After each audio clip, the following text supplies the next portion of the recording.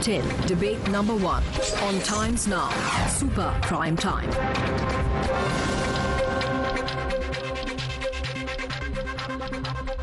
And joining me for more on this, we have with us Ram Madhav, author and senior leader of the RSS. Thank you so much, Mr. Madhav, for joining us here on Times Now. So let me begin by asking you, now as per the government sources, Nitasha Kaul has been deported given her alleged stance against India. What do you make of the fact that the Karnataka government has invited her in the first place? Because the state BJP unit has, of course, put out some social media posts that you would have seen and has questioned why she was invited, called her an anti-national, quote-unquote. Madhav, first of all, I'm quite uncomfortable with the kind of airtime that this lady is getting. She doesn't deserve it in the first place. And we all must congratulate the government for taking a firm stand, not allowing this non-Indian person who spews venom about our country all over the world. Utter lies she peddles everywhere, right? You know, you showed her statement at the UN talking about massacre, talking about genocide of Muslims, etc., etc. Such a person who is, first of all, not an Indian, she is a British citizen, she is not an Indian citizen, and secondly, she is utterly anti-Indian. Such a person, she was treated as per the law of this country. May I remind to you, had it been an Indian citizen uttering these things, that Kashmir is not a part of India, there is genocide happening in India, they would have been subjected to the law of the land and probably would have ended up in Tihar jail. She should be thankful that she is not an Indian citizen. That saved her, and that is only, we could only deport her and send her back. And she doesn't deserve any additional, airspace, because airtime, I'm telling you, I know her, she tells lies, her historical facts that she peddles are all very illogical facts. First of all, they are not facts, they are all false. So, such a person should not get so much time on television studios. But yes, your point is very right. Should a Congress government invite such a person? I mean, when she talks about Kashmir not being a part of India, if a government is inviting her, paying for her travel, is Congress subscribing to that view that Kashmir is not a part of India? We have to subject Congress to this kind of a very big scrutiny. They are in their blind hatred for Modi, or in their desperation, they are resorting to, entertaining such utterly anti-India forces. And don't bring in any ideology. Criticizing RSS, day in and day out, everybody does. Right. Not because, she's trying to today create a victimhood syndrome by saying she criticized RSS, that's why she was deported. I don't think that was the real, core reason. Core reason is no person who talks against India's unity will be entertained, not just by India. Any country will not entertain such a person. I want to get into one of those comments that she has made, and you've been very closely associated with Jammu and Kashmir. And on that note, on the abrogation of Article 370, she has been quoted as saying that this is egregious human rights violation. This is arbitrary use of power with no accountability. She refers to, J&K as India-administered Kashmir and Pakistan-administered Kashmir. So the kind of phraseologies that she has, the kind of statements that she has made repeatedly over the years, would you say are extremely problematic? And many would also question, sir, in the same breath, if I can ask you, that she says she has visited India many times in recent years. Why has such action, if it was certainly something that was deserved, not taken earlier?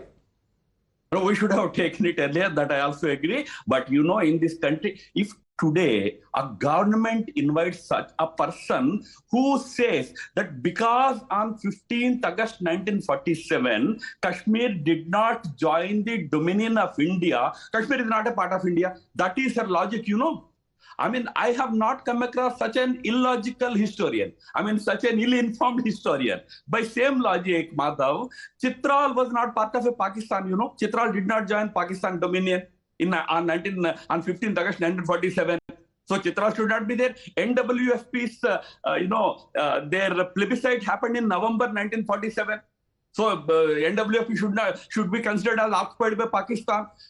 More funnily, Pakistan was supposed to come into existence as per June 3rd plan on 15th August 1947, but Pakistan declared itself as a separate country on 14th August 1947. It is illogical. So logically speaking, Pakistan should not exist there. I mean, this lady is a venomous person. She is full of hatred for India. Such anti-India person being entertained by our Congress party is the actually big tragedy. Now, she is talking about atrocities against Kashmiris. Then, does Congress accept that they have been in power in this country for almost 5 decades? During their tenure, she is claiming that Kashmiris have been subjected to so many atrocities. She says 1987, though elections were rigged, that is why people took to weapons and took to terrorism. She is a clandestine supporter of terrorism. Does Congress support that idea? Does it amount to freedom of expression? These Congress leaders, some of them are ministers, MLAs in Karnataka, they are saying it is freedom of expression. Does it amount to freedom of expression? To say that Kashmir is not part of India, you have indulged in genocide, Kashmir is equal to Xinjiang. So, but in her tweets, she has said that it is because of her commentary in relation to the RSS. And we saw in one of those comments where she has referred to the RSS, drawn parallels with Germany, etc., and also called it as a nationwide paramilitary. Is there any truth in the kind of claims made by her that it is her statements vis-a-vis the RSS that have attracted this action? She has been making anti-India, anti-RSS statements all the time. Because in one of my shows itself, she started talking all sorts of nonsense. I had to contradict her. That's a different story. So here, criticizing RSS and all those allegations are utterly baseless. No RSS leader ever went to Germany. It's utter lie. But these lies have been peddled by many people. She's also one of them. But I don't think that is the prime reason for government's action. It's much more serious when you go to the UN, when you go all over the world and say that Kashmir is occupied by India. Kashmir is under illegal occupation of India. But does she say the same thing about Pakistan? Today, a part of Kashmir is illegally occupied by Pakistan. Have you come across one statement of this lady about Pakistan illegally occupying Kashmir? We all feel that she is actually an agent of that country. She goes to Lahore to spew venom against India. So it's not RSS. RSS is a public organization. We are subject to criticism. We know how to defend ourselves. We will do that. But when country, its unity, its sovereignty is questioned. If you are a citizen of this country, you will be treated accordingly. If you are an outsider, you will be thrown out. You are an outsider. You are not an Indian citizen. That's why you are spared of only deportation. Right. So there are many political reactions coming in, but one particular reaction I just want to highlight here. PDP chief Mehbooba Mufti is accusing the BJP of quote-unquote brazenly weaponizing passports. She has given example of not just this incident, but of Atish Tashir and Ashok Swain to justify this claim. How would you respond to this allegation coming in from Ms. Mufti? Anything, any leader, whether it is Madam Mufti or anybody, thinks that anything illegal happened with respect to passport or how you use passport, etc. In India, the judiciary is very, very, very free, very independent. Those people can happily, Mehbooba Mufti can happily go and argue that case in the court and say how it is illegal.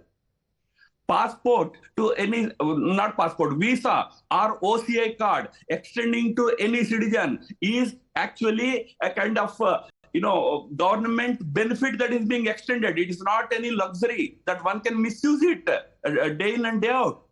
It is to be used very responsibly. When you are acquiring OCI card or when you are getting India's visa, whether it is e-visa or regular visa, you have to behave responsibly. You have to abide by the laws of the land. If you violate the laws, if you indulge in seditious statements, like the one this lady is making, it amounts to sedition. Such cases will be treated accordingly.